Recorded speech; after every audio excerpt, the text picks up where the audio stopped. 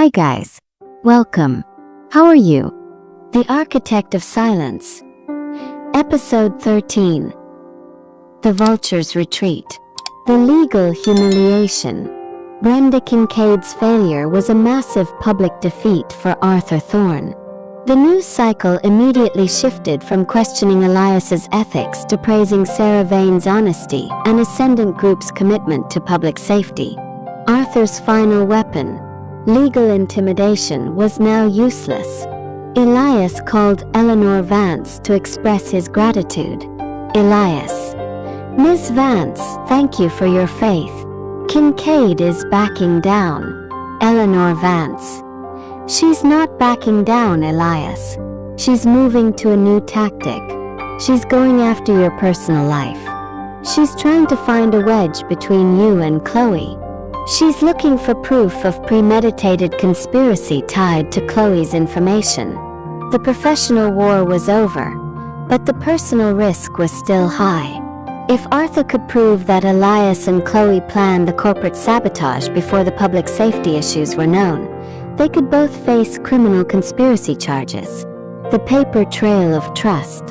Elias and Chloe immediately began reviewing every communication from the last 5 years, searching for any digital trail that could be misinterpreted as premeditation. Chloe: It's impossible, Elias. Our communications were minimal and always encrypted. The only thing they can use is the fact that I didn't warn Arthur about your initial threats 5 years ago. Elias: We need a clean break. We need to prove that Ascendant Group's foundation was built on ethical necessity, not vengeance. Elias realized the only proof they had was the original contract termination papers he tore up on the night he was fired. Episode 1. He had kept the pieces. Elias: That night, I refused to sign their severance. I was enraged, but I was not a criminal. The moment I tore up that document, I accepted the loss and started over clean. We need the physical evidence of that pure, white-hot, righteous anger. They retrieved the crumpled old pieces of paper from a safety deposit box. The torn contract proved that Elias walked away clean, without accepting money or signing over any rights. An act of professional defiance, not criminal conspiracy. The grand jury summons. The counterattack worked. Brenda Kincaid, finding no digital evidence of premeditation, issued a final, desperate summons. Chloe was called before the federal grand jury to testify about her relationship with Elias and her knowledge of the Thorne Group's fraud. Chloe knew this was Kincaid's last stand, to break her under oath and force a confession of a planned conspiracy. Elias to Chloe, holding the torn contract: You tell them the truth, Chloe. You loved me. They fired me. You were silent out of fear. You finally spoke out when Marcus endangered public safety. You had no premeditated plan. You had a necessary reaction. I can do this, Elias. I'm not afraid of the truth anymore. The Vultures Retreat, cliffhanger. Chloe went before the grand jury. She testified for a full day, her honesty piercing through the hostile questioning. She described the betrayal, the threats, the fear, and the ultimate realization that the Azure Spire was a death trap. She admitted to loving Elias and hating Marcus, but she steadfastly denied any pre-planned criminal conspiracy. The next day, the grand jury returned its verdict. No charges filed against Chloe or Elias. Elias watched the news coverage with a profound sense of relief. The vultures had retreated. The legal war was over. However, the relief was short-lived. Marcus Thorne, having used his leverage to secure a transfer to a minimum security facility while awaiting trial, had gone missing. Though on the secure line, frantic Elias, Marcus's prison transport was involved in a major accident. He's officially listed as escaped. His last known communication was a coded message to Arthur. The architect's greatest creation deserves a Viking funeral. Such Elias looks out the window, a cold dread washing over him. Marcus is free, injured, and obsessed with the ultimate act of destruction, destroying the Azure Spire, the monument to Elias's failed past, and killing the hundreds of people inside. The vengeance is over, but the threat is now pure, unadulterated terrorism. The Viking funeral. The escaped maniac. Marcus Thorne was free, injured, and armed with a final, twisted obsession, destroying the Azure Spire to validate his claim that Elias was the source of its failure. Elias immediately contacted the federal receiver and the police. Elias. Marcus Thorne has escaped and is planning to sabotage the Azure Spire. His final message was a threat of Viking funeral. He means to burn the building down. The police were skeptical, viewing it as hyperbole. Elias had to rely on his own team.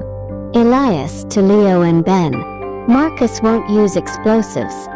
He'll use what he knows, the building's infrastructure. He'll aim for the data center and the electrical conduits I designed years ago.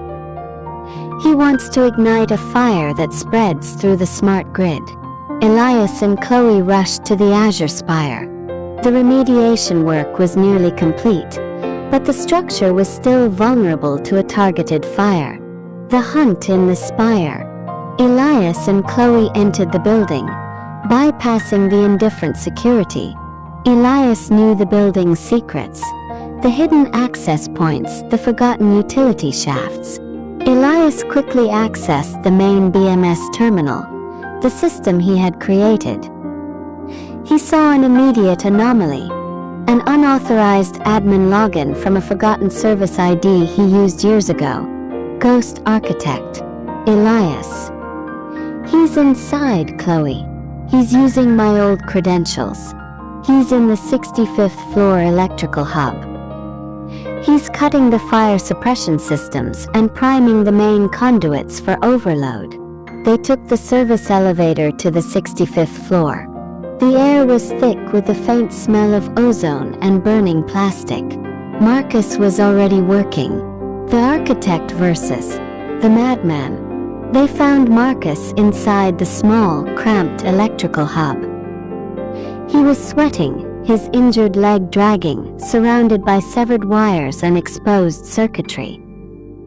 He had a wrench in his hand and a crazed, triumphant look in his eyes. Marcus.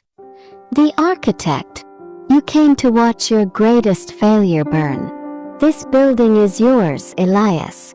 It will be your tombstone. He slammed the wrench down on a terminal, triggering an immediate spark and a plume of thick, black smoke. The fire was starting, spreading rapidly through the exposed cables. Elias. You'll kill hundreds of people, Marcus. You'll never get away with this. Marcus. I don't need to. I just need to destroy the proof that I failed. I need to destroy you. Marcus lunged at Elias, swinging the wrench wildly.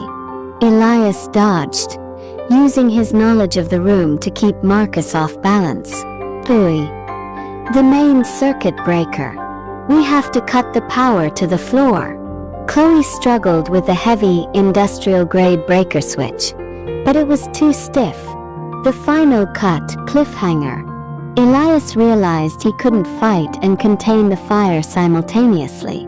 He had to disable Marcus and cut the power. Marcus managed to land a blow, sending Elias staggering back against the humming server rack. The pain was sharp, but it cleared Elias's mind. Elias grabbed a heavy emergency fire extinguisher and slammed the bottom of the steel canister into Marcus's injured knee. Marcus screamed, collapsing completely. Elias rushed to the circuit breaker. With a final desperate heave, he pulled the main switch. The room plunged into darkness. The ozone smell stopped. The fire was immediately starved of power. Elias, gasping for breath, looked down at the defeated Marcus, who was sobbing in pain and frustration. Elias. The building is safe, Marcus. You failed. The Thorne dynasty is over, and your final act of vengeance is a pathetic crime. CH. Elias and Chloe drag the defeated, injured Marcus from the smoke-filled room just as the fire alarm finally begins to wail. They have saved the Azure Spire, but Marcus is still alive, and the police are on their way. Elias knows his future still hinges on ensuring Marcus is locked away forever.